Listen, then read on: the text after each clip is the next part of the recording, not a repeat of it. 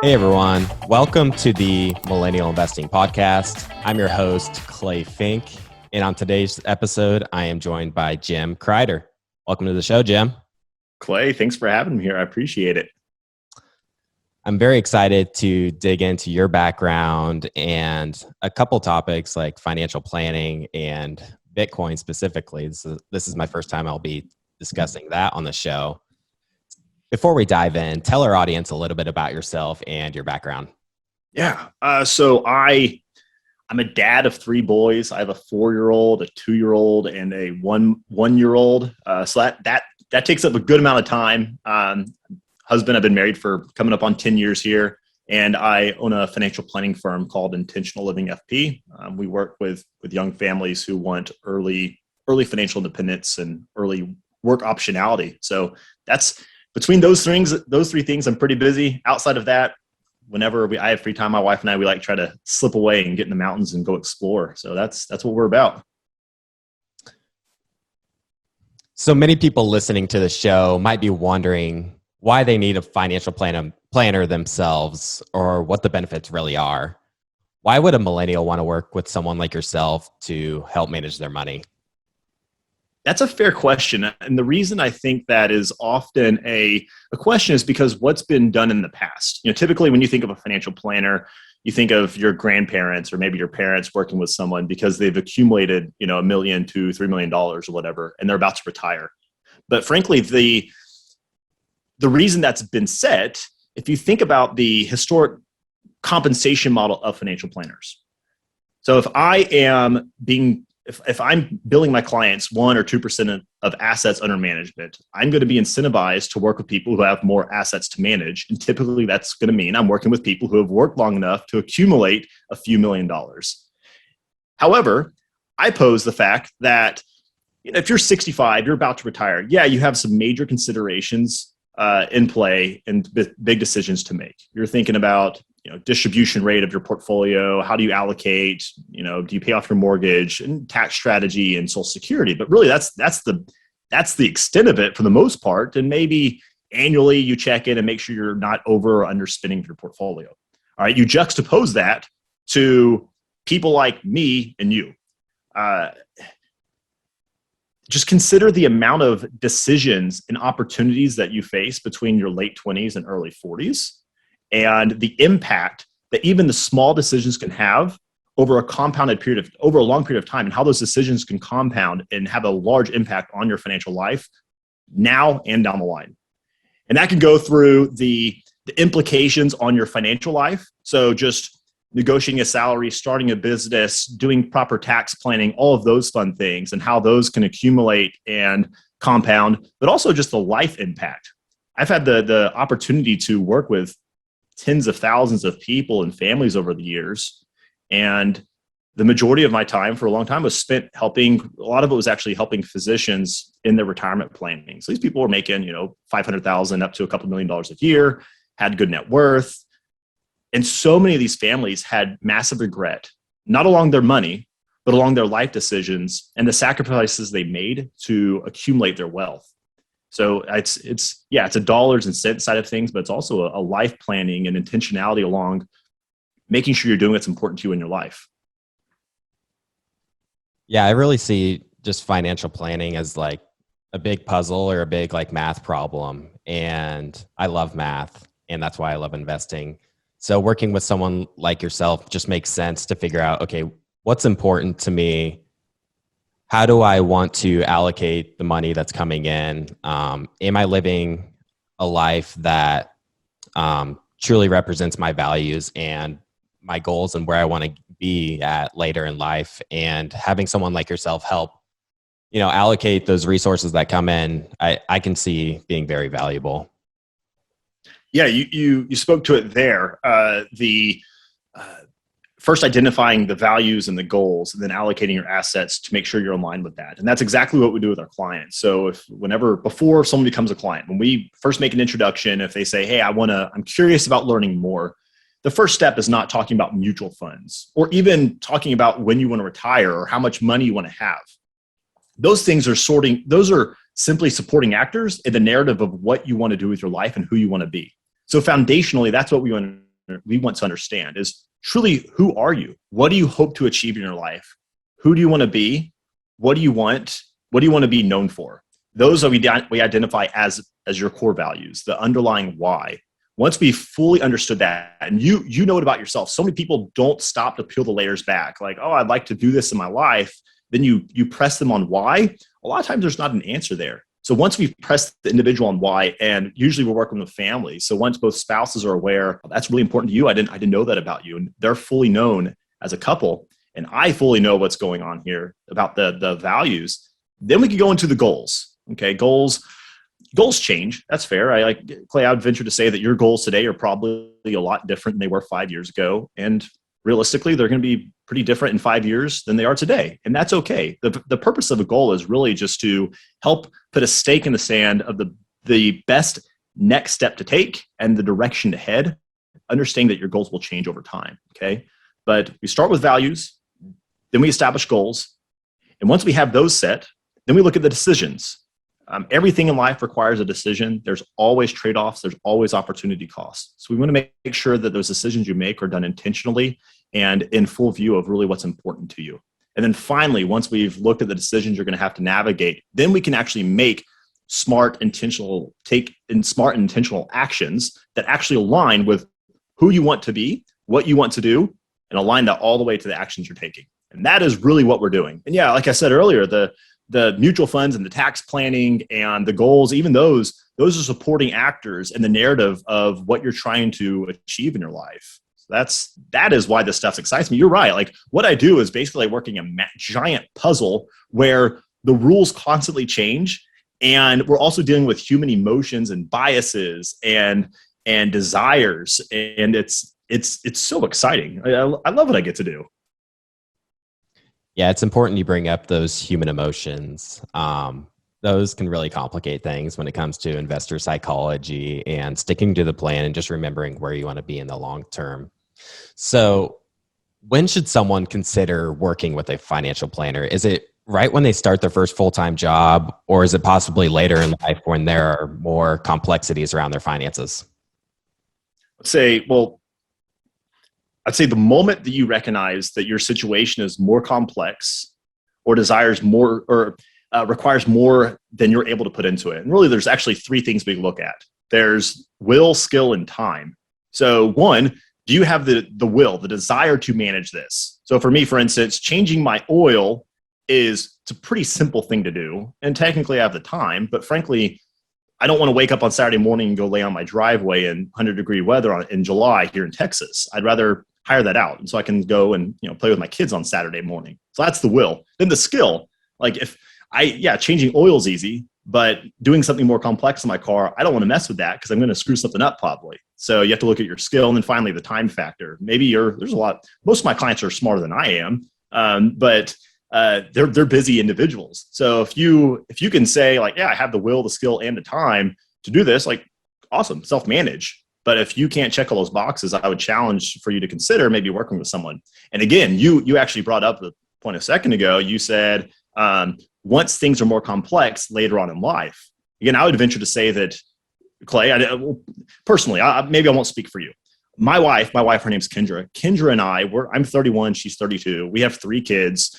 Our life, I would pose, is much more complex and requires a lot more analytical thinking on a regular basis than someone who is older. Someone who is 64 and has $4 million and they're just looking at retirement planning. We are constantly navigating small and big decisions that will have massive impact on my family and the generations to follow. And I want to make sure we're doing that well and intentionally for me, for my kids, and my grandkids.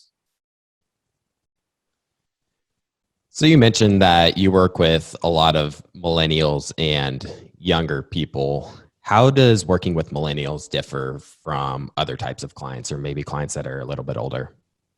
Yeah.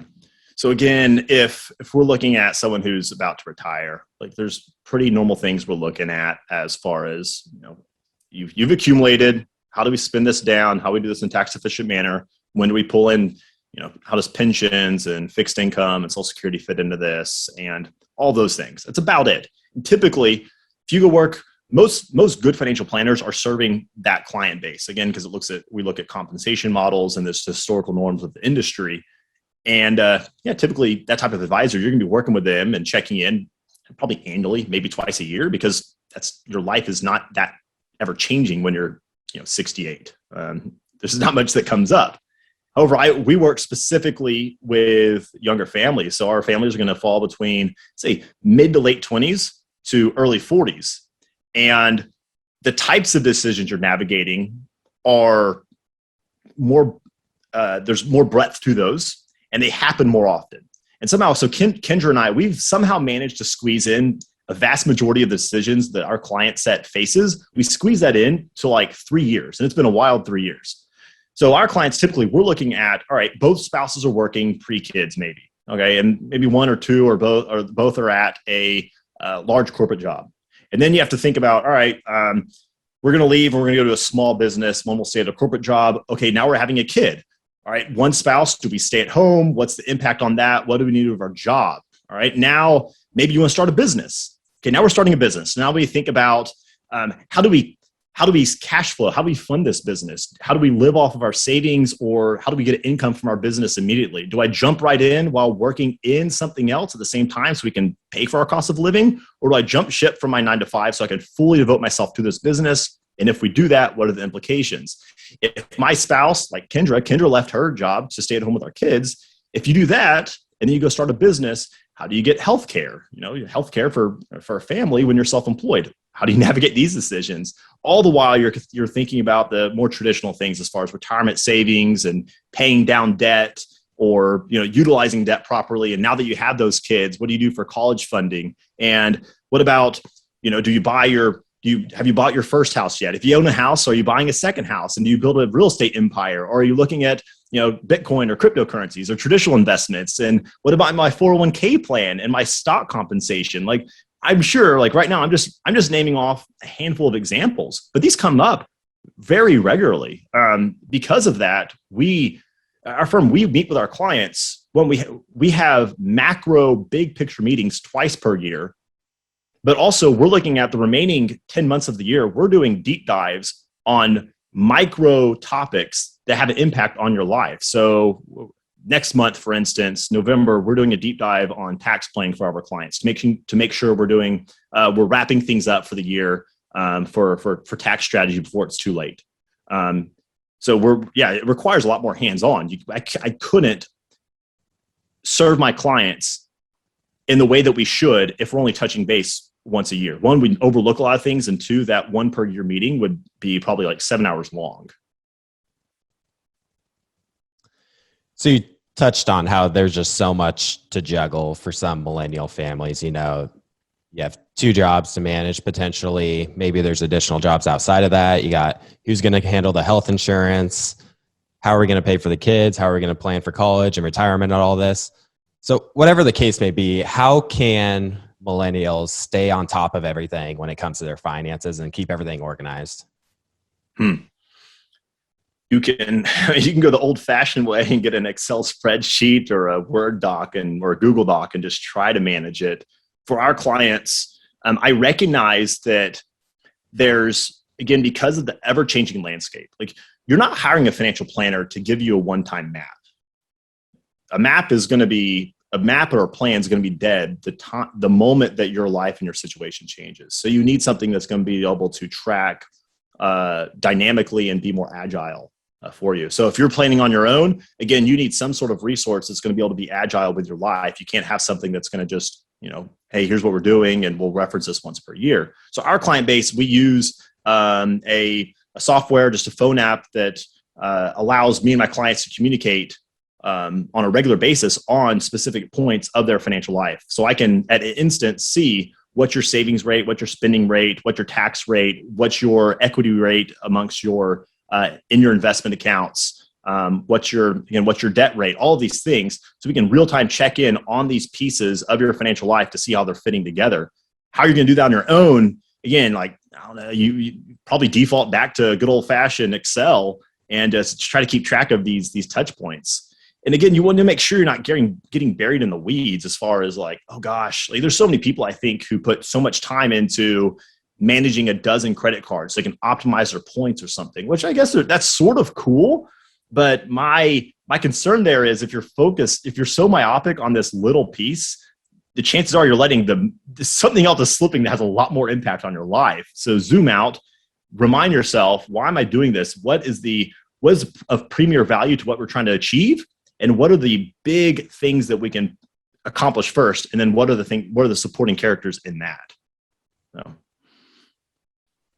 Yeah, focusing on getting the maximum number of credit card points. The intentions are well, but maybe the focus isn't in the right spot when it comes to your finances. You touched a little bit on debt. So part of managing your finances is determining how you're going to manage your debt as you approach retirement. And debt is, a part of many millennials' lives today, especially in the low interest rate environment today, and just how expensive some things are, such as college and healthcare and such. Do you encourage your clients to get debt paid off early by making extra payments, or do you prefer that they focus more on investing if they have all of their high interest debt paid off? So I don't want to be cliche for a financial planner, but it depends. Now, you asked about high interest debt. Yeah, obviously, if you're serving your credit card debt at 28%, that's a guaranteed negative 28% rate of return. I can't guarantee that on an investment. So the no-brainer is pay that thing off. The question comes up on the other end of the pendulum is looking at, if you have a mortgage at 2.65% for a 30-year, my personal conviction and what I advise clients is hang on to that bad boy.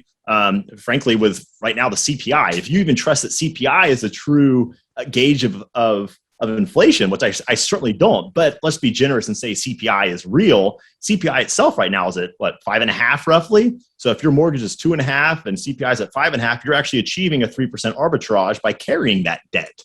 Now the question really comes in if you're looking at debt that's typically between 6 to 9% roughly. That's where you're going to say what are your thoughts?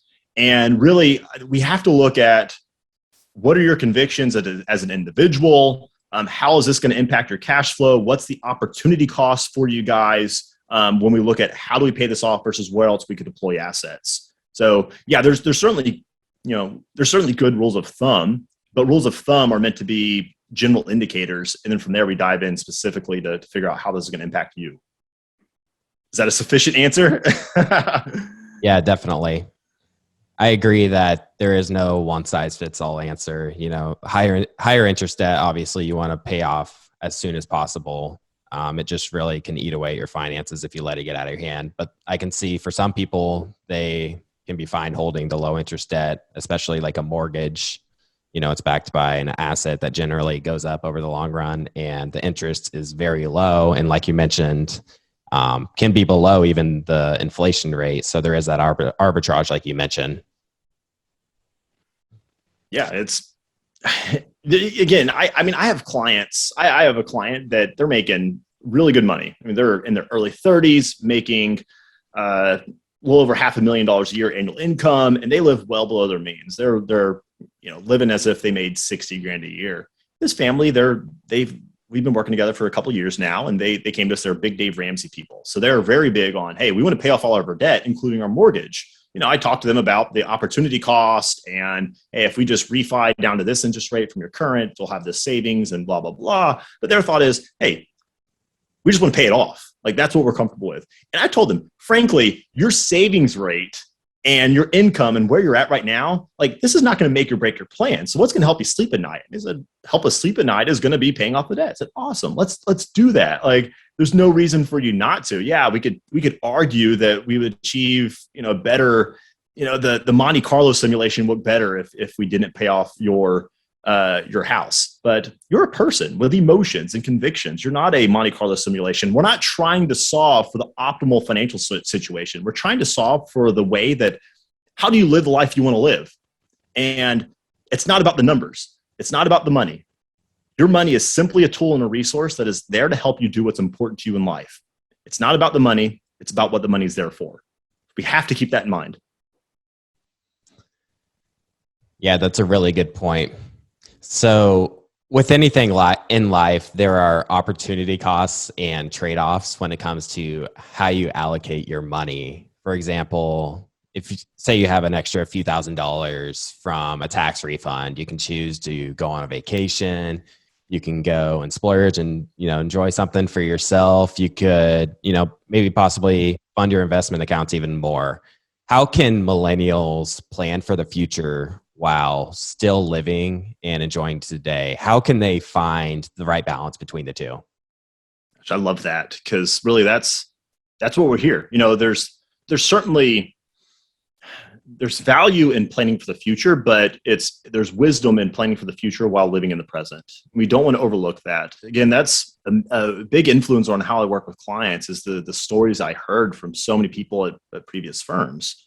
So I alluded to this earlier. I worked with retirement planning for years. So I heard a lot of stories about, hey, your success and all that stuff. But here's how those conversations went a lot of times was, you're a physician, you're making, 900,000 a year, and you've got a really good nest egg saved up. And so we talk like, hey, this is great. Congratulations. You've done really well. You can retire and continue doing well. And, you've achieved it. I want to hear your story. Like, why did you get into medicine? How did you get here? And here's the story I hear very often from these type of people is, well, when I was a kid, we didn't have much. And I always heard my parents fight about money. And we didn't know when the lights were going to get turned off. We didn't know what we were going to eat. Our clothes were tattered. I got made fun of because I couldn't get my hair cut. My mom would do it with a bowl. So when I was, 9, 10, 11 years old, I decided I want to make sure that my kids have a better childhood than I had. And then I went into medicine, and we've made a lot of money, and we did it. So, wow, that's awesome. So you made all this money, but you said you want to do this so your kids could have a better childhood than you had. Like, how was that? How was having a family? How were your kids' childhood? And man, like right now I want to get tears. Like, so often these families sit back and think about that for their first time. And it's like they realize for the first time in decades why they set out on this.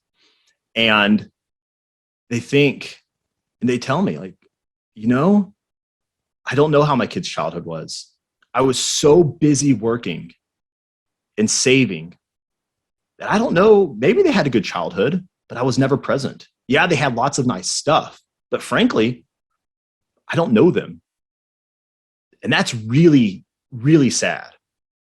That's why I do what I do. We're here to help you do what's important to you. That's like Stephen Covey talks about, climbing a ladder that's leaned against the wrong wall. There are so many people who are successful financially. They climbed a ladder, they reached the upper rings of the ladder, just to realize, my gosh, I worked really hard and I climbed really fast and I beat everyone else. That's not what I wanted. And we have to make sure you're not doing that. So yeah, like I have a client right now. I have a few clients. They're in the military. They're stationed overseas. And one comes to mind. I love this family. They're living in Germany right now. They're stationed overseas for 3 years. And they have two young girls. They got an 11-year-old and I think 11 and 9. I might be mistaken on the ages. But yeah, let's say 11 and 9. And they went over there and they said, Jim, we've never been to Europe. We want to explore while we're here, but can we do this? Like, is that smart for our plan? I told them, you better, like, we got their top destinations. I said, hey, you better go to these places before this year, or else you're going to be in trouble. That's a homework and an assignment for you. You'll never get these moments back with your kids. There's going to be plenty of time to save. There's going to be plenty of time to invest, but invest in your family. Let's not be goofy and go and blow money, but it's all about being intentional. It's all about assessing the opportunity cost. And is the opportunity cost of letting moments and memories slip by with my kids so I can have a little bit bigger 401k? Man, I wouldn't take that trade-off any day of the week. So there's opportunity cost in everything. We're not just looking at comparing rates of return, but really your life. And what are we giving up? So what can we go big for?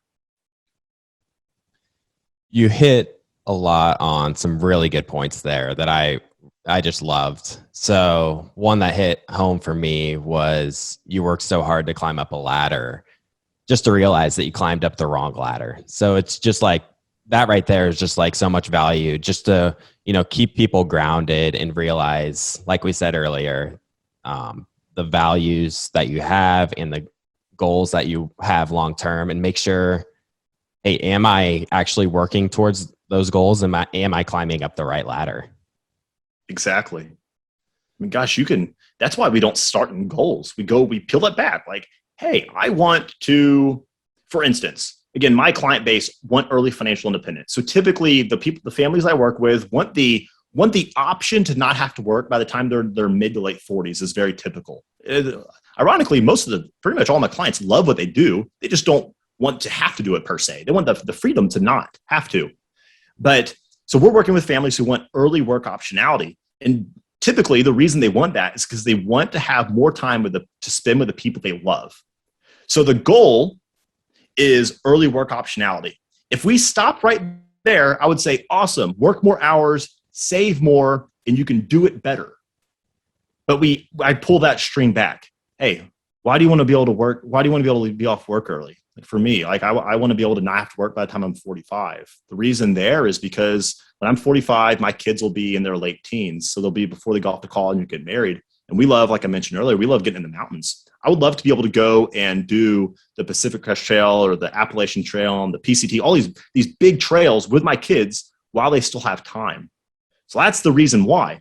But being informed of the underlying why, because I want more time with my kids, it would be foolish to say, hey, I'm going to work really hard so I have more time with my kids, yet neglect the time with my kids while they're under my roof because I'm working so hard. So that informs the decisions I make for long-term planning, but also the decisions I make right now. If I'm doing this so I can spend more time with my kids, save aggressively so I can retire early, but also be there to read to my kids at night. Like, you've got to find this balance. And you're not going to be able to do that if you're running simply off of goals. You have to pull that thread further to see, like, well, why do I want this? And you keep asking why until you actually have the thing that makes you go, yeah, that's it. Then you know you're there. So you mentioned financial independence and that work optionality, which is one thing you specifically work with these millennials that are your clients. And phrases like financial independence and financial freedom are really thrown around a lot. And I think it'd be good just to touch on, especially for those that just aren't too familiar, what exactly does it mean to be financially independent? That's a good question. That sounds so simple. So the traditional, from what I'm aware of, and you can correct me, maybe you know this more than I do, but my views of the FIRE movement, which is financial independence, retire early.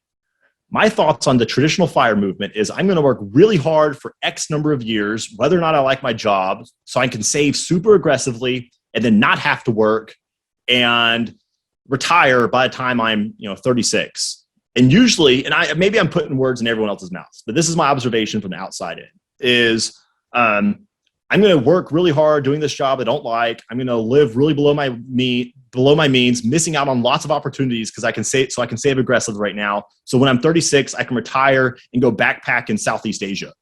And here's the problem with that. And again, maybe I'm misjudged. Maybe I'm really mischaracterizing this, but my thought, if that is what you're looking for, one, what are you missing out on today? What's the opportunity cost? Two, if you are thinking that you're going to be satisfied whenever you're done working at 36 and you're in Southeast Asia backpacking, you're going to get there and realize real quick that one, you're empty because you don't have community, and two, you're empty because you don't have a means of accomplishment and doing and serving and building and growing.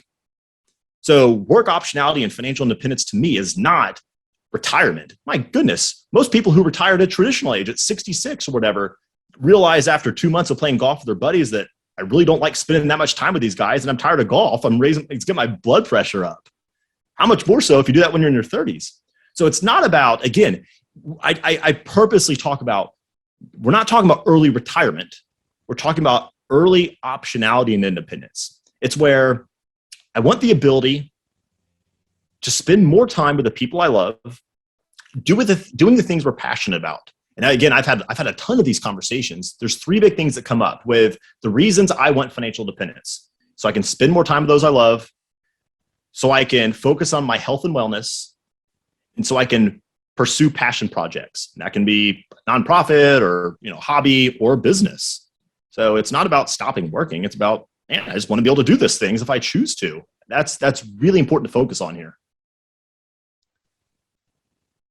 Yes, I really like how you brought up, the reasons why someone would want to become financially independent. It's not so you can say you just retired at 40 years old and you're never going to work again in your life. That's not really a lifestyle anyone we're not wired to just, sit around all day doing nothing. You want to do things you enjoy, whether that be, like you said, passion projects or like just lines of work that you enjoy doing. That may require some sort of pay cut, or just, having that flexibility to spend more time with your family. Exactly. And something we do here. So anyone, whenever we go through a process of building a plan and talking about this stuff, we go through, we start off talking about, again, we dig into the values, we define goals, we assess where you're at currently, current financial situation, and we discuss how we can get from here to there, and the decisions and the things that are possibly going to come up along the way, the things that are lurking around the corner that we want to plan for and account for. But we always circle back before we go and create a solid plan. We define for all of our clients what we call a statement of financial purpose. And what we ask them to do is, I desire early financial independence so that, or I desire financial independence so that, and I have them answer the question. And if it is so I can spend more time with the people I love and give more generously to the causes we care about, I'm going to press you to do that now as well. How can we make sure we're integrating those things today while being able to go bigger on them later on? That's what it's about. The independence part is not about one day I'm going to hopefully be able to do that. It's like, oh no, I want to be able to go bigger if I can. That's what we're looking for. So if someone were to ask me, what does it take to be financially independent? The two kind of paths that come to my mind are either, you build up an asset portfolio that allows you to sort of live off of. Maybe it pays some dividends, and maybe it's just large enough where you can, it's appreciating, but it also allows you to withdraw a little bit as well. But then the other path I would think is maybe more of like the cash flow path, where say you build up a rental property portfolio and that pays for all your monthly expenses. Are those types of scenarios that you work with your clients with, or could you expand a little bit on that? Yeah, well, I like that definition. Not to get too meta or anything, but you could also maybe challenge that independence is simply a state of being satisfied with your situation, whatever it looks like. And I had a client worked with that she's an executive at a major corporation, and in one of our first meetings, she just started crying. She said, "What's going on?" She said, "Well, we were here for a long time." Found out, she said, "Man, the last time I was actually happy, like I feel like I'm a slave with golden handcuffs to this job. And the last time I was actually happy was when I was in college and I was pouring drinks at Starbucks for 20 hours a week." So we set up, all right, your definition of independence is by 45 to be able to quit your 9 to 5, your much more hours than that, to be able to quit your corporate handcuff, massive cash cow job, have enough money to basically live off what you need. Go sling lattes a few hours a week. You like that stuff. So is she financially independent because technically she needs to work a few hours a week at Starbucks or a local coffee shop? We could argue the technicalities there, but in her mind, like, she made it. She's doing something she likes. That's what we're looking for. But yeah, what we do, and I talk a lot of the more out there types of things, and I don't want to, but I know I certainly don't want to discount the technical side. So yeah, we're looking at cash flow and distribution of assets and all those fun things. So what that looks like for our client, like for instance, net worth is great to track. It's a really good metric to see how am I doing, how am I progressing. But net worth is flawed in some senses. For instance, if let's say your net worth is $3 million, but you have a $2.5 million house, like, whoop-de-doo, what are you going to do? Like, you can't retire, like get really creative on maybe tapping into equity on your house. But besides that, you're sort of stuck. So we go beyond net worth and we call it your financial independence number. And so for instance, let's say, Clay, that you desire to have $100,000 of annual income at retirement. Like that's your financial independence number. Like I can do whatever I want at that point. Okay. Then we look at what's your current investment assets plus savings accounts, whatever that is. So if you're currently sitting at, let's say, $1 million, we're going to assume for a safe withdrawal rate of 4%, just for fun. So a 4% distribution rate. So that's 40 grand that we could assume that you can pull from your investments. Okay. Your goal is 100. From your investment assets, we're looking at 40 grand. So we need another 60. So we have a 4% distribution of investments. Then we look at fixed income assets during retirement. So if you also have maybe a small real estate portfolio that's pulling in 30 grand a year from real estate, So now we're at 70. And then let's say you said, Jim, I truly want to go work at a French bistro, serving, or I want to go work at a winery for 10 hours a week. That would be amazing. Say, do you really want to do that? I say, yeah. Okay, let's say you'll make 15 grand a year. So you're getting, again, 40 grand from your portfolio, 15 grand now from the winery, and 35 from, so now we're at, 35? So we're at 90 grand. So we look at that, your fixed income, distribution from your investments, you're at $90,000. Your goal was $100,000. So you're 90% away to your financial independence number. So now we look at, we can define financial independence by either saying, I really only want $90,000, I'm there, or we can look at increasing your investment assets, buying more cash flowing assets, or saying, I'm fine to work a fun job a few more hours a week. And hey, we made it. Very interesting perspective that I don't think many people don't even understand sort of the possibilities that are out there. And some of the things that you're talking about right now, many people just think, you working till you're 65 is, just the way it is. That's what everyone does. And, retiring early isn't something that's possible. Is that something you run into with a lot of clients and, kind of opening their mind up to what's something they could realistically achieve? Yeah, I think our generation is starting to become more familiar with the concept of early retirement and those sorts of things. And I think we're really drawn away from the traditional retirement scenario of you work at a big company, you get a pension, then you're out at 65 and you watch Jeopardy most of the days and go play golf once a week and then head to Florida for a few months a year. I think there's a huge disconnect from that in our generation. But yeah, despite the fact that most people I work with don't want that, there's still a disconnect of bridging. Well, if I don't want that, really, what do I want? And how do I get from here to there? And again, yeah, a lot of this, again, you mentioned earlier, it's what I do is like working a big puzzle, but it's fun because it's not just these set in stone math pieces. The math is actually the easiest part of my job. It's the creativity of what do you want and what are other ways of getting here? That's the fun part. And opening people's their mind to what's possible if we just consider, just some other things besides you work, you save, you retire. What else could we do? I think a lot of people struggle with their finances due to information overload. With the internet, information is free and everywhere. So, you might read one thing on the internet today and you scroll down and maybe go and read another article on the same subject and it tells the exact opposite, view of what you just read. So how can people sort through all this information that's out there and know how to use it, how to apply it, and just apply it properly to their lives?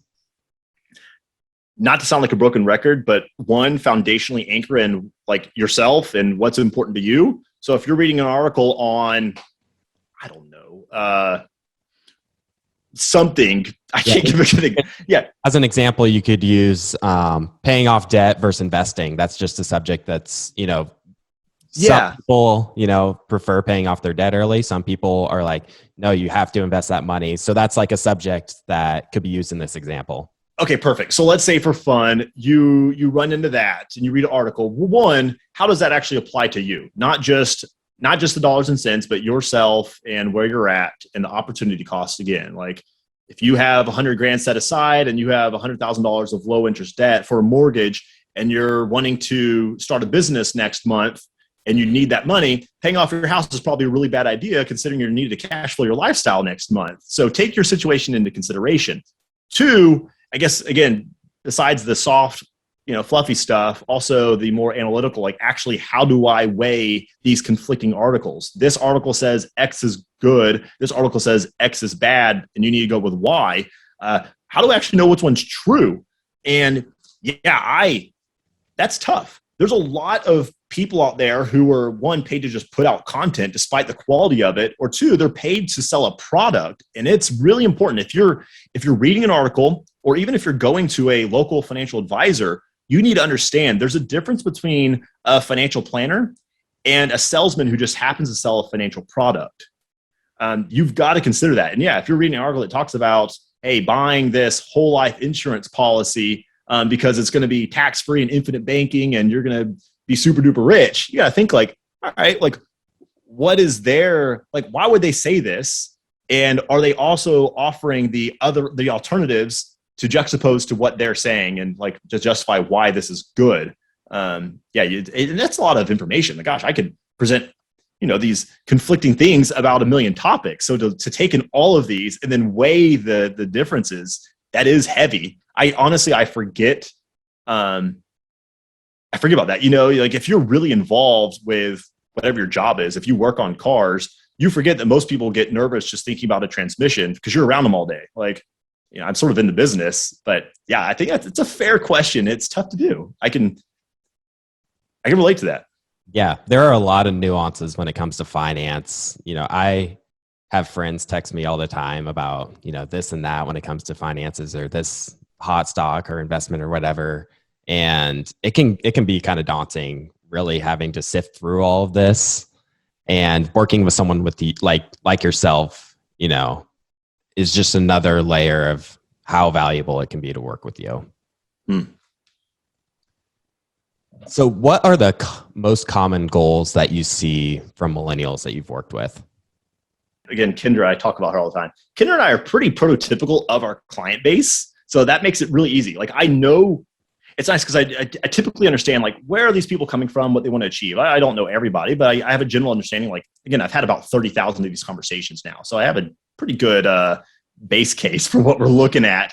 And then again, because my wife and I and our family we're in the same situation, I understand what you're talking about. I understand the conversations that are happening behind closed doors too. Here, can I answer that question with a story real quick? Because I think we'll paint a clear picture of what this looks like. If you haven't picked on it by now, I really like what I do. Like I'm a workaholic because one, this is my job, but two, like it's also just my hobby. Like I fall asleep every night reading about, tax strategies and estate planning opportunities and investments and stuff. Like this is what I like. And Kendra, when she was working, she didn't get that. She was working at a great corporate job, but at that point we had one kid and we were about to have a second. She really wanted to be able to leave her job and be at home with our boys. And poor Kendra had to hear me every night talk about, this new client story or this new tax planning strategy that's coming around the corner. And one night the kids were down, we're having dinner, and she stopped me. I was telling her a story. She said, "Jim, I just don't get it. Why do you like your job so much? It doesn't make sense. I can't stand what I do, and I can't imagine you loving what you do either." I said, "Well, what do you think that I do? Like when you picture a financial planner, what actually comes to mind? What do you think's happening going on at the office?" She said, "Well, when I think about a financial planner, I guess I picture an old guy in a big pinstripe suit and one of those white collared shirt, and he's got cufflinks on. And I walk into this office, and it's all mahogany and a really big table, and I'm sitting in this massive leatherback chair, and I've got this guy behind on the other side of the table wearing this nice suit." And then we sit down for 2 hours and he interrogates me for, why am I spending so much money on clothes and makeup? And how much money do I think I'm going to need for utilities when I'm 73? And what type of mutual funds do I want? My rate of return. And we talk about all these things. And then he gives me, after 2 hours of this interrogation, he slides across the table a 2-inch thick booklet of charts and graphs and rate of returns on investments. And I sit there and nod my head, pretending I know what he's talking about, because otherwise I'm afraid I'll look dumb, because everyone should know this, I guess. And then he tells me that, hey, you may or may not be able to retire in 35 years. Come back next year and we'll do this again. She said, that sounds like a really bad experience. One, it sounds bad for me. Like I wouldn't like that. But also, as the old man in the office, like that sounds like a pretty boring job. Like I don't get it. I said, okay, if that's what you picture, and it sounds so bad, what would actually be a good experience for you? What would you want if you could talk to someone about this? She sat back and she just thought for a minute. She said, "I wish that you and I had someone that we could go and talk to together, that we could talk about what we want in our life, and they could guide us, help us getting there. Like, is it possible for me to leave my job and actually be at home with the boys? And what would it look like for you to actually leave your 9 to 5 and go start your own firm? And, do we need to work till we're 65, or what does early retirement look like? Could we get a house in Jackson Hole or Telluride one day, or is that only for the mega rich? Do we send our kids do we pay for college? Do they pay for it? Do we homeschool or private school or public school? All the things that we want in our life. And then also, like, I want someone to bounce ideas off of, so I can get peace of mind for the things I'm afraid are going to happen. I just someone else, like, is this going to be okay? So I just wish we had someone to talk to us about what we want it to look like, and they can help someone else to help guide us along the way. And I just got this massive grin. She said that just doesn't sound like a financial planner. It sounds more like a life planner. I was like, babe, that's what you just described is exactly what I do. It's about your life. Your money is just a way of supporting that.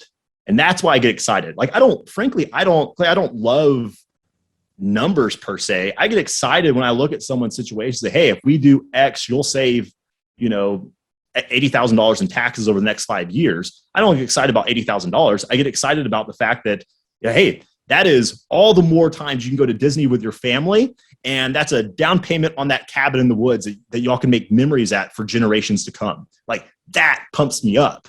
That's why I get excited about this. So I tell you that, like, that in there is sprinkled around some things. So typically, my clients, they're like us. Like, hey, if can one spouse maybe leave work to be more with our kids more, or maybe we want to leave our 9-to-5 job and start doing this fun passion project that, hey, maybe snowball into a big business one day, but that's not our goal. And again, like, what would it look like to not have to work forever? And typically, like, a lot of families want possibly have a beach house or a mountain house one day. And typically, we want to be more generous with the causes and the people we care about, the people around us. We want to make sure we're supporting. It's a lot of those things. I just want to figure out if there's an easier way to do it, if it's possible. A lot of these things sound so big, we don't know if it's even within reach and reasonable to do. That's a big problem, I think, with a lot of people desire this stuff. That's, I think, a reason that money is really the last taboo. Like, it's not really talked about. There's recently a guy went around in New York, actually, before all this COVID shut down. The guy went around New York asking people, when was the last time you had sex? And pretty much everyone answered that question. And then he asked, hey, how much do you have in your bank account? And people were telling him to, get out of here. People don't talk about that stuff. And I think the reason is, you show me your spending habits, you show me your credit card statement or whatever, and you show me your calendar, and I'll be able to tell you what you're valuing in your life. And the problem is, one, most people have a disconnect between what they say is important to them and the way they're actually living their life. And I think a big reason for that is because if you say that you want something, but you don't think it's actually within reach, you're not going to actually live in line with that. You say, gosh, that would be cool, but it's not possible. So I'm not going to make the sacrifices even to be able to do that. Like, I don't remember who said it, but you can have anything you want in life. You just can't have everything you want. And most people don't realize that. Like, so I'll just keep going and doing what I'm doing, because really, is it possible to do that? I don't know. So whatever, I'm just going to keep living it. After doing some research on you, I saw that you are a fan of Bitcoin, which is a topic I would love to dive into. So millennials today are faced with a very expensive stock market when analyzing traditional measures, and it makes Bitcoin, potentially something that's attractive to investors to enhance returns on your portfolio. What is your take on Bitcoin, and should millennials consider it as a part of their financial plan? Yeah, Clay, you're going to get me in trouble with all the other financial planners out there. I take a lot of flack for this. So, but yeah, I'm a big fan of Bitcoin. Kinder and I, pretty much almost all of our net worth is in Bitcoin. I don't know if you have the disclosure before after the show, but don't take this as investment advice. This is just anecdotal. But yeah, we have, I don't know, my family, about 95% of our net worth is in Bitcoin and Bitcoin mining companies, just the way things fell and our convictions. Our clients, we're very big on Bitcoin. Last week, we hosted a seminar for our clients about buying, holding, custodying, securing your Bitcoin. This is something we're actively bringing up. I'm not waiting for my clients to ask me and I'm hiding from it because I want them to be in traditional assets. No, we're proactively talking about this. Our average client has 10 to 20% of their total investable assets in Bitcoin and Bitcoin-related companies. This is something we're definitely pursuing. We believe we have high conviction on. We make sure we educate our clients as to why we're doing this, what the opportunity cost and what the opportunity is here. Yeah, certainly the risk and the volatility. But yeah, this is something we're all over.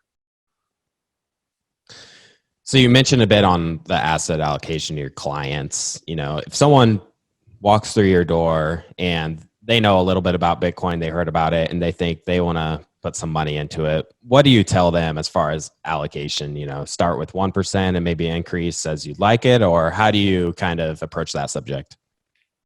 Again, not to be cliche, but it depends. But again, going back, typically our clients are 10 to 20% of total investable assets in this space. And when I say total investable assets, a lot of my clients, most of your listeners, I'm assuming have money tied up in a 401k.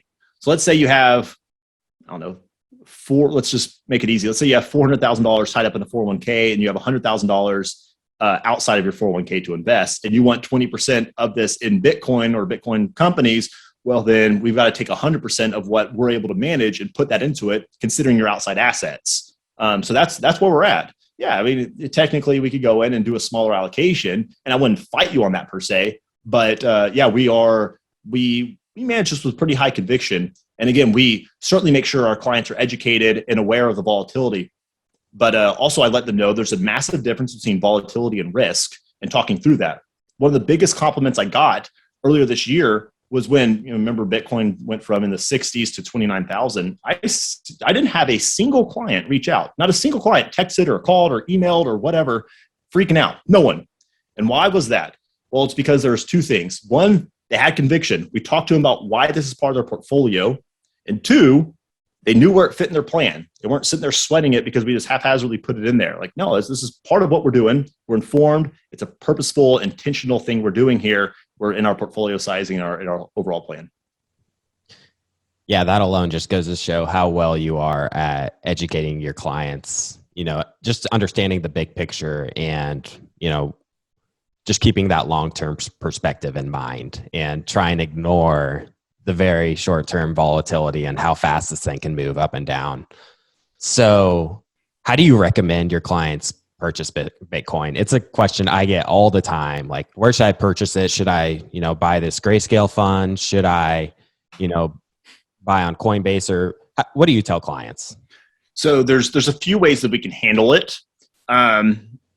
If you have taxable assets, so after tax money, typically I'm going to advise to self-custody. So then we'll talk about the tax implications, but also the options and the flexibility with custody on your own and all of that good stuff. I think that obviously purely owning Bitcoin directly is the purest way of owning Bitcoin, and that's what I advocate for. So if someone says, perfect, let's go ahead and put X into Bitcoin itself, then we'll talk about what exchange to use. We're going either to Swan or Strike, depending on their needs and how quickly we want to get money in and how much and all that fun stuff.